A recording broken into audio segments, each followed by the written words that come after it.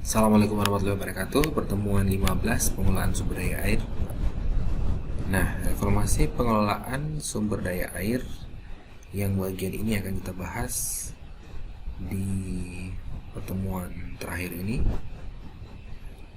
Kita bahas secara cepat-cepat saja, nanti bahannya kamu baca saja. Saya jelaskan yang penting-penting saja adalah yang pertama, reformasi konsep pengelolaan danau situ telaga. Jadi masyarakat melihat situ itu hanya sebatas tampungan air. Padahal situ itulah salah satu bagian penting dari badan air atau badan sumber daya air yang wajib diperhatikan atau dipelihara karena banyak kepentingan untuk konservasi air dan sumber air baku, mengisi air tanah, menanggulangi banjir, menjaga temperatur mikro, menjaga kelembapan udara, rekreasi, pariwisata, pertanian, perikanan, habitat flora dan fauna. Nah, banyak kan fungsi situ atau tampungan air. Nah, pola pembangunan situ selama ini adalah pembangunan dengan konstruksi pasangan batu, bata, dan beton. Jadi dilapisin pinggir-pinggirnya, tebingnya dengan perkerasan. Ya. Setiap pembangunan situ atau waduk diartikan sebagai upaya meningkatkan volume air. Jadi harus tampung air. Bagaimana air supaya tidak meresap? Ditambahlah beton misalnya. Padahal sebenarnya di situ akan terjadi kerusakan ekosistem kalau dilakukan seperti itu. Hilangnya cadangan air, hilangnya flora fauna, hilangnya daerah amfibi, kerusakan tanaman-tanaman di pinggir situ. Jadi akhirnya makin hilang airnya karena penguapan dan temperatur mikronya itu tidak turun, malah naik. Jadi perlu reformasi konsep pengelolaan danau, situ dan telaga. Jadi dibuatlah secara ekohidrolik, ramah lingkungan, tetap lapisnya adalah tanah. Ya.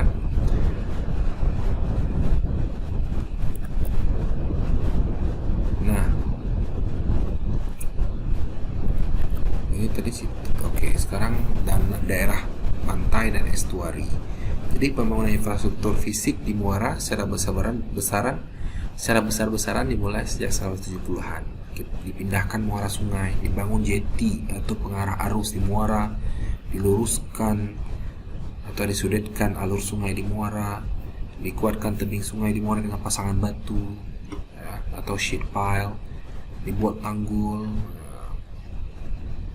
Jadi dampak perlakuan konstruktif ini terhadap muara adalah terjadinya perubahan dinamika arus pantai, baik lokal ataupun regional. Juga terjadinya perubahan ekosistem, misalnya penurunan populasi ikan untuk nelayan. Maka diperlukanlah reformasi pemikiran di sini. Yang pertama, kita harus melihat secara menyeluruh keterkaitan dan dampak konstruksi tersebut di daerah pantai dan estuari dengan berbagai macam elemen. Apakah dia merusak ekosistem? Merusak, maka hentikan. Kemudian juga dalam menata wilayah pantai kita perlu mempertimbangkan sistematis hal-hal yang berhubungan dengan daerah hinterlandnya atau daerah pedalamannya. Masalah muara, terjadi sesuatu di muara juga berpengaruh kepada daerah hinterlandnya. Gitu. Pembangunan pantai dan muara tidak dapat berdiri sendiri, tapi harus terintegrasi dengan pembangunan das. Gitu. Kemudian kita mengubah pola pikir masyarakat dalam memandang pantai. Jangan dipandang lagi secara eksploitatif, kepentingan komersil misalnya. Jadi perlu konsep pengelolaan pantai di daerah yang tetap mempertahankan fungsi dan karakteristik estuari dan pantai sehingga dapat berfungsi sebagaimana mestinya. Jadi kemudian upaya mereklamasi pantai harus kondisi sangat terpaksa dan dengan konsep menukar misalnya. Ya, jadi memang reklamasi itu menimbulkan dampak lingkungan juga. Kemudian sepadan sungai di daerah estuari harus tetap terjaga kelestarian vegetasinya. Ya, seharusnya sepanjang sungai memang harus dijaga sepadan sungainya. Kemudian reformasi konsep pemandangan air hujan. Nah, ini sudah beberapa kali juga kita singgung-singgung sebelumnya. Jadi potensi hujan di Indonesia adalah 2000 sampai 4000 mm per tahun.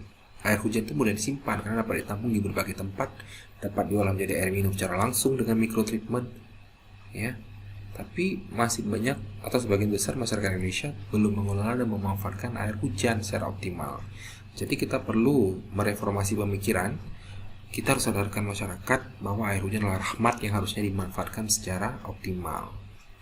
Metode pemanenan air hujan yang sudah dipraktikkan di Indonesia dan di luar negeri, reboisasi. Hutan juga bisa meresapkan air.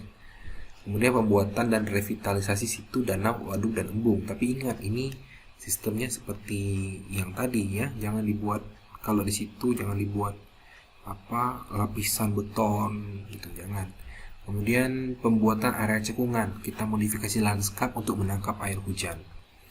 Kemudian kita buat juga kolam penampungan atau tanda hujan milik bersama atau umum. Nah, kemudian reformasi konsep membangun kota sebagai das. Selama ini kota dianggap hanya sebagai tempat tinggal, tempat bekerja, gitu ya. Padahal sebenarnya kota juga bisa dikembalikan atau diimplementasikan sesuai dengan fungsi das, gitu ya. Jadi kota nggak boleh dikembangkan secara terpisah dari fungsi historisnya sebagai suatu das. Ya, jadi masyarakat kota seakan-akan mempunyai hak untuk sama sekali tidak memperhatikan fungsi lingkungannya sebagai fungsi das. Jadi ini adalah pola pikir yang merusak karena memberikan kekhususan kepada warga kota untuk nggak peduli sama lingkungan. Ya, fungsi kota yang sama seperti fungsi das secara idealnya adalah nggak menghasilkan limbah yang mencemari wilayah dan wajib daur ulang limbah. Kemudian kota nggak memproduksi CO2 berlebihan. Kota tidak boleh memperluas atau membuka total kanopi tanaman. Jadi harus dibuat sedemikian rupa sehingga suhu udara seperti tempat-tempat sejuk. Kota nggak boleh menjadi lokasi secara hidrologis memicu perubahan iklim mikro atau makro. Kota tidak boleh menyalurkan seluruh air hujan keluar dari kota itu tanpa penyerapan air. Itu harusnya dilakukan. Elemen-elemen kota sebagai suatu das, kota itu punya danau. Dia berperilaku sebagai das dalam menjaga temperatur udara, menjaga iklim mikro dan makro. Harus mampu mengelola sumber pencemarnya sendiri. Harus mampu menyerap air hujan. Harus mampu menyediakan air permukaan. Harus mampu menghasilkan O2 yang mencukupi. Harus dapat mempertahankan komposisi kimia udara dan mempertahankan keseimbangan penyinaran matahari, mempertahankan kelangsungan ekosistem, mampu menciptakan peningkatan kualitas dan kuantitas ekologi, harus bisa mempertahankan kehidupan liar, dan menjadi cagar alam buatan dan sebagainya. Jadi kota itu harus dianggap sebagai sebuah das, ya. Reformasi konsep budaya ramah air. Jadi kalau di Indonesia sebenarnya dan juga di agama kita itu sebenarnya adalah sangat erat dengan air, ya. Kalau di agama mungkin jadi wudhu untuk mandi, ya. Kalau di Indonesia bahkan ini memang dari dulu sudah ada budaya ramah air gitu. Jadi misalnya budaya ramah air terkait dengan kreasi-kreasi yang ada, candi misalnya, candi Prambanan misalnya dan lain-lain. Sungai-sungai dianggap suci, telaga-telaga di Gunung Kidul gitu. Tapi budaya ramah air yang dulu itu tidak diturunkan secara alamiah, jadi tidak diwariskan sekarang. Ya. Jadi bangsa Indonesia dulunya adalah bangsa yang hidup dengan budaya ramah air, tapi sekarang budaya tersebut sudah tergerus dan harus dikembalikan lagi. Jadi sekarang tapi sudah mulai komunitas-komunitas peduli sungai. Ya. Ada gerakan restorasi sungai Indonesia, ada forum komunitas Code Utara, dan lain-lain. Reformasi mengembalikan kualitas air sungai. Jadi pencemaran sungai Indonesia itu sudah memprihatinkan. Jadi harus dihentikan oleh semua pihak secara massal. Nah, ada pengalaman dari masyarakat Jogja yang mengubah sungai Code dan Winongo di Jogja. Karena banyak yang peduli, akhirnya menciptakan masyarakat yang peduli, menciptakan sebuah forum gitu ya, forum peduli sungai. Jadi akhirnya bisa mengubah kembali sungai yang tercemar menjadi jauh membaik. Ya, ada forum pemerti Code dan forum masyarakat Winongo Asri untuk sungai Winongo. Mereka melakukan advokasi dan pemberdayaan masyarakat untuk peningkatan kualitas air sungai. Ya, jadi mereka itu kembali ke ekohidrolik atau ekohidrologi dalam rangka moratorium pencemaran air. Oke. Kemudian juga reformasi pemahaman keterkaitan antara gempa bumi, longsor, dan banjir.